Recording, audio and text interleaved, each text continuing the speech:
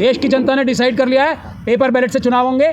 और अगर किसी को कोई शुबा है, कोई शक है, तो रास्ता हमारी ईवीएम हटाओ संयुक्त मोर्चा, हम आप सबके सामने डिबेट करने के लिए तैयार हैं। ये दोनों इलेक्शन कमीशन आ जाएं, यहीं आ जाएं या हम आ जाएंगे, उनके सामने डिबेट करने को तैयार हैं। हम ये दिखा देंगे और उनके मुंह से हाँ कहलवा लेंगे। ये मैं आपको कह रहा हूँ, ये इतना बड़ा रिस्क का काम आपको लग रहा होगा मैं कर रहा हूँ, लेकिन इसमें कोई रिस्क नहीं है, क्योंकि वो 100% झूठ बोल रहे हैं, 1 मिनट में पकड़े जाएंगे। हम उनके मुंह से ये कहलवा लेंगे, दोनों चुनाव आयोग आ जाएं रिटायर्ड, कि हाँ इसमें धांधली होती है और पेपर बैलेट से अगर चुनाव होगा तो जल्दी होगा, पहला सुरक्षित होगा, दूसरा और कम से कम धांधली वाला होगा, तीसरा और सबसे कम खर्च वाला होगा, चौथा। ये 4 पॉइंट्स का हम चैलेंज मोदी जी को भी, और ये जो 2 सिपहसालार इन्होंने जनरल्स उतारे हैं उनको भी दे रहे हैं। मोदी जी तो नहीं आ सकते, खैर बिजी होते हैं वो बहुत सारे कामों में, लेकिन ये दोनों चुनाव आयोग जो जनता को झूठ बोल रहे हैं इस तरीके से, वो आके हमसे डिबेट कर लें, हम आप लोगों को सीधे सीधे बता देंगे। एक तो हम पॉलिटिकल पार्टीज़ को जाके ये कोशिश करेंगे बहुत जल्दी कि हम उनको भी प्रेजेंटेशन दें इस बारे में कि पेपर बैलेट के अलावा, क्योंकि कई पॉलिटिकल पार्टीज़ और लॉयर्स भी अभी भी वीवीपैट के झांसे में आ रहे हैं, तो उनको इससे वीवीपैट के झांसे से दूर करना है। और दूसरा, एक हम लोग एक बैनर इशू कर रहे हैं, अगर आप नहीं आप करो, इसमें करो, जो हम चाहेंगे कि ये सभी लोग, आपको डीसी कपिल साहब ने सबको ये आपके व्हाट्सएप पे भी भेज दिया है, मोबाइल पे भेज दिया, ये अपने घरों में, अपनी दुकानों में, अपने ऑडियो पर, गाड़ियों पर, अपने व्हाट्सएप मैसेज पे अपना इसको डिस्प्ले लगाएं, व्हाट्सएप पे डिस्प्ले लगाएं, हर जगह जिस भी सोशल मीडिया पे वो इसको डिस्प्ले लगाएं।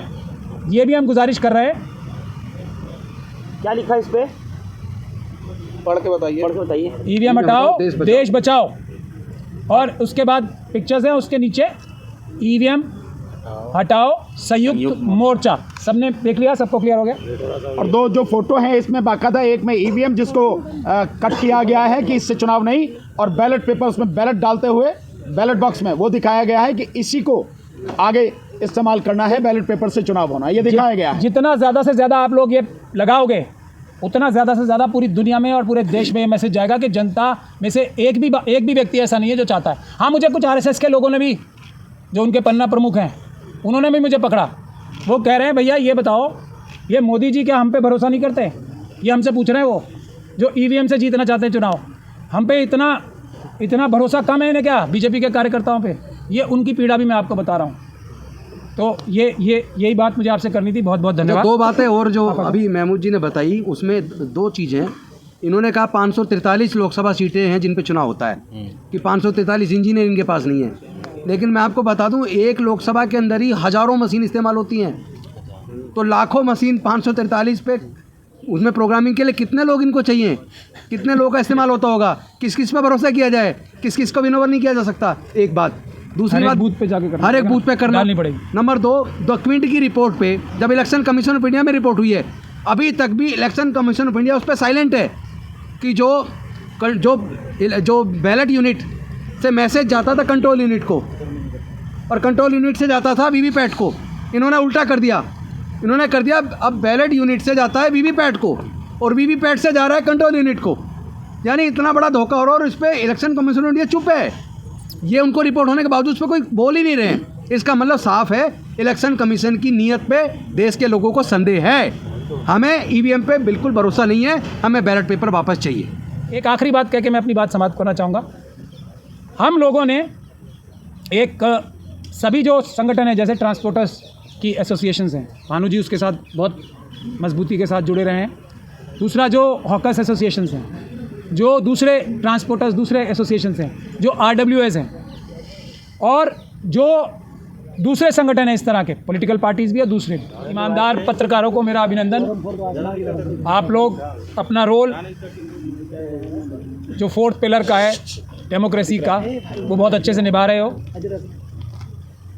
गौतम जी ने अभी मुझे कहा है कि मैं आपको परसों के धोखे के बारे में बताऊं। देखिए, एक बात यह अब तय हो गई है कि प्रधानमंत्री नरेंद्र मोदी जी इस पृथ्वी पर सबसे बड़े सच्चे ईमानदार व्यक्ति जो पैदा हुए हैं, उसके ना पहले ना बाद में कोई ईमानदार इनसे बड़ा व्यक्ति पैदा हो ही नहीं सकता। ये बात तो सबको पता ही है, इसमें कोई शक और शुबे की गुंजाइश नहीं है। जब सुप्रीम कोर्ट में केस चल रहा था अपॉइंटमेंट ऑफ इलेक्शन कमीशन के मेंबर का, तो रातों रात इन्होंने कानून लाकर, ऑर्डिनेंस लाकर ये काम किया कि अपना नॉमिनी बना लिया इलेक्शन कमीशन में तीसरा। तो अब एक बात तो तय हो गई कि जो हमारे सबसे ज़्यादा इतिहास में ना भूतो भविष्यति सबसे ज़्यादा ईमानदार और सच्चे व्यक्ति प्रधानमंत्री हैं और इलेक्शन कमीशन वो अपॉइंट करते हैं। एक बात तो ये तय हो गई। अब दूसरी बात यह है कि जो परसों कांड हुआ था हम लोगों के साथ, आप सब ईमानदार पत्रकारों ने देखा भी और पूरे देश में लाइव भी किया कि वहाँ सीनियर IPS ऑफिसर और पुलिस ऑफिसर्स ने हमसे कैसा झूठ बोला कि हम आपको सुप्रीम कोर्ट ले जा रहे हैं। हमें वहाँ से सुप्रीम कोर्ट से मैसेज आया है कि आप लोगों को 4 लोगों को लेके आए। ये आप सब लोगों के सामने हुआ था। क्या कोई सीनियर सिविल सर्वेंट या पुलिस अधिकारी अगर वो स्वयं अपराधी ना हो ऐसा झूठ बोलेगा? नहीं बोलेगा ना। अब ये पुलिस अधिकारी तो पोस्ट ही अमित शाह साहब करते हैं, मोदी जी करते हैं दिल्ली पुलिस के।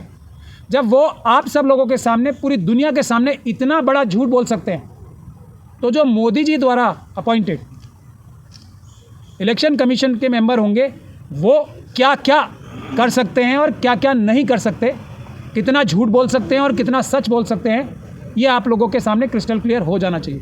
तो जैसे वो IPS अधिकारी झूठ बोल रहे थे, वैसे ही चुनाव आयोग झूठ बोल रहा है, क्लियर कट झूठ बोल रहा है। सबको पता है कि EVM में धांधली कोई छोटे से छोटा बच्चा भी कर सकता है।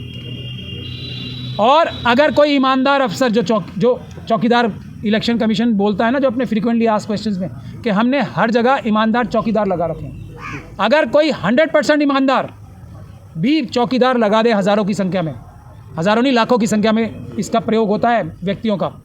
चुनाव आयोग के पास लाखों व्यक्ति नहीं है। अगर सारे के सारे ईमानदारी से भी काम करें, क्योंकि 543 कॉन्स्टिट्यूंसी में अभी लोकसभा के इलेक्शन के लिए बता रहा हूँ मैं, जब वीवीपैट बनेगा तो जब नॉमिनेशन पूरे हो जाते हैं, जब कैंडिडेट्स के नाम पता लग जाते हैं, जभी तो वो उसमें इंड्यूस करेंगे ना कौन कौन कैंडिडेट हैं। और ये कम से कम पूरे देश में 543 जगह होता है, उसमें कितने प्रकार के लोग जाते हैं इलेक्शन कमीशन के पास। अपने इंजीनियर 543 नहीं है, तो प्राइवेट लोगों को एंगेज करके ये काम कराया जाता है। मैं मान लिया कि वो भी सब ईमानदार होते हैं, तब भी EVM धोखा है, धोखा है, धोखा है। इसके बारे में बात करना ही फिजूल है, बेकार है। मैं अपनी बात इस संदर्भ में ये कह के ख़त्म करता हूँ कि 2 चीफ इलेक्शन कमीशन और ये जो अधिकारी पूरे गांव-गांव और देश-देश जाके डिमॉन्स्ट्रेट कर रहे हैं, ये इस देश की जनता की आवाज़ है, इतनी मजबूत आवाज़ है कि मजबूर होकर पहली बार हिस्ट्री में चुनाव आयोग जो पॉलिटिकल पार्टीज़ के हाथ में देने को तैयार नहीं था, ये मशीनें छूने की बात नहीं, अब तो सड़कों पे ले जाके दिखा रहे हैं। तो ये इस देश की जनता की सबसे बड़ी सफलता है। और चुनाव आयोग झूठ बोल रहा है, उसका भी सबूत है सबसे बड़ा। इसके आगे जो ये 2 चीफ इलेक्शन कमीशन उतारे गए हैं, वो आप सभी लोगों से मैं गुजारिश करूंगा, आपके दर्शकों से जाके वो देखें, वो तो उनका क्या लाइन नज़र आती है इन दोनों इलेक्शन कमीशंस की, कि जो ये सैंपल सर्वे हो रहा है, जो सैंपल 2% ये वीवीपैट में से उठाते हैं, उसको ये मापदंड मान के ईमानदारी से चुनाव हो रहा है, ये कहना चाहते हैं ये दोनों के दोनों। एक कुरैशी साहब हैं और एक रावत साहब हैं, आप उनके इंटरव्यू देख सकते हैं। एक कुरैशी साहब ने देग में से चावल का एग्जाम्पल दिया था, पतीली में से, जैसे कि भारत के नागरिक वोटर्स पतीली के चावलों जैसे हैं, एक चावल देख लिया और सब देख लिया। एक एग्जाम्पल ये दे रहे हैं और दूसरा एग्जाम्पल ये दे रहे हैं रावत साहब के error of margin of error इसमें 2% का है सिर्फ, तो इसलिए तो बिल्कुल 100% सुरक्षित है। अब ये मार्जिन ऑफ एरर अगर 2% का है तो ये कितना सुरक्षित है, मैं आपके सामने पेश करता हूँ। अगर किसी कॉन्स्टिट्यूंसी में 10 लाख वोट पड़े तो 2% कितने हुए? 20,000 vote. 20,000 vote margin of error, जो मोदी जी के सबसे बड़े सिपा सलार हैं जिसको डिफेंड करने के लिए, वो बता रहे हैं कि 20,000 का अगर 10,000 वोट पड़े, 10 लाख वोट पड़े, तो 20,000 का मार्जिन ऑफ एरर होता ही है और हो ही सकता है।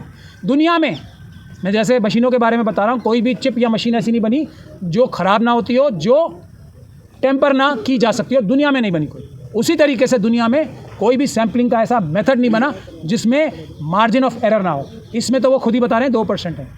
मैं आप लोगों के सामने ये भी रखना चाहता हूँ देश की जनता से, हमें टेक्निकलिटीज़ में जाना ही नहीं है, पेपर बैलेट से चुनाव होंगे और कुछ नहीं। अब आप मुझे ये बताइए, क्या चुनाव सैम्पलिंग से होता है? क्या एक वोट से चुनाव नहीं जीता जा सकता? जिन इलेक्शन कमीशंस को, वो हमारे इलेक्शन कमीशन कितने लंबे लंबे टाइम तक रहे, ये नहीं पता क्या वो इलेक्शन कमिश्नर बनने के लायक थे कि एक वोट से भी चुनाव हारा और जीता जाता है? वो बता रहे हैं कि 10,000 सरकार गिरी थी तो एक वोट से मैं एक थोड़ी एक बार मैं वो तो चलिए मेंबर ऑफ पार्लियामेंट थे, मैं ये सैम्पलिंग की बात बता रहा हूँ। चुनाव का कॉन्सेप्ट ही है, एक भी व्यक्ति अगर ज़्यादा वोट किसी को मिलेगा तो वो जीतेगा। और ये क्या बोल रहे हैं 10 लाख में से 20,000 वोट इधर उधर हो जाए, कोई बात ही नहीं है। क्या इनको समझ है इलेक्शन कमीशन बनने की? और अगर समझ है तो इतनी बड़ी बेईमानी जनता के सामने परोसने की इनको क्या कोशिश करनी चाहिए? तो जनता इनके बहकावे में बिल्कुल ना आए। मैं आप लोगों से ये कहना चाहता हूँ कि बिल्कुल किसी डिस्कशन में नहीं पड़ना है।